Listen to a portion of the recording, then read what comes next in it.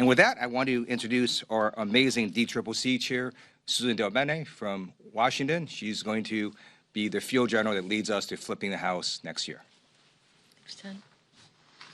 Thanks, Chair Aguilar and Vice Chair Liu. This morning in caucus, we presented research on how House Republicans will lose the majority next year because of their one big broken promise. It's been only 2 weeks since House Republicans narrowly passed their legislation, and the more people learn about it, the more unpopular it becomes. Across the country, Americans have come out strongly against this tax scam. They've held protests outside of Republicans' district offices against the cuts to Medicaid and nutrition programs.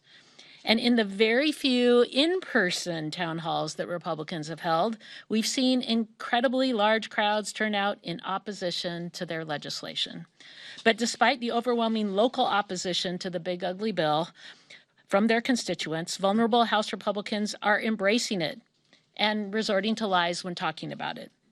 Well, they can lie all they want, but there's no denying the objective harm that it will cause. Independent, nonpartisan analysts have said, instead of lowering costs for everyday people, House Republicans' big ugly bill raises costs on them. It will kick 16 million Americans off of their health insurance. It cuts food assistance programs like free school lunch. It takes a chainsaw to these popular programs to pay for tax breaks for the wealthiest few. This big ugly bill affirms everything voters already think about Republicans, that they don't work for the American people. They work for the billionaire class. It's clear that public support for the Republican agenda is cratering. Recent public polling shows that a majority of voters in House Republican battleground districts oppose the bill. They also revealed that most Americans agree the GOP tax scam will help the wealthy and hurt working families. These public surveys line up with the internal research we've done in partnership with our Senate colleagues, and it's what we presented to the caucus this morning. We found that just 25% of voters think the GOP tax scam will help them and their families.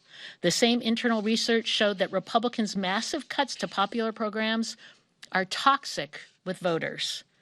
We see there is clear argument that is incredibly persuasive to voters. Instead of lowering costs, Republicans are raising costs, cutting health care and food assistance to pay for billionaire tax giveaways.